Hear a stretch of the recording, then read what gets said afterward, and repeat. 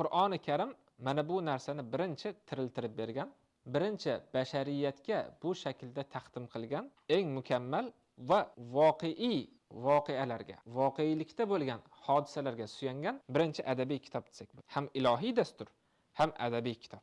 Nima uchun Alloh subhanahu va taolo Yusuf alayhisalom qissasini aytgan?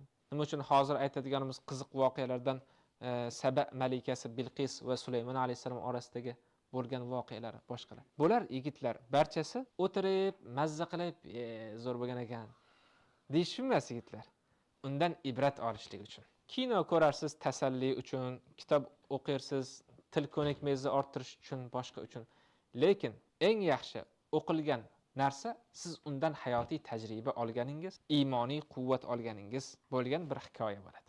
Shuning uchun Abdul Fattah Abu G'udda rahmatulloh alayh nima deydilar? Qur'oni Karimni bu qissalarida tom-tomlab kitoblar yozib tugata olmagan faylasuflar amalga oshira olmagan maqsadlar amalga oshirilgandir deydilar.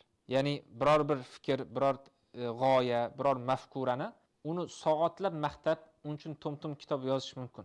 Lekin uni mazmunini bitta hikoya nima qilib beradi? Ko'rsatib bera oladi. Hikoyada Alloh taolo ana shunday quvvat bergan.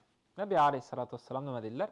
Inna minash-shi'ri la hikmatan va inna minal bayani la sihran dedilar. She'rda hikmat bo'ladi, bayonda sehr bor.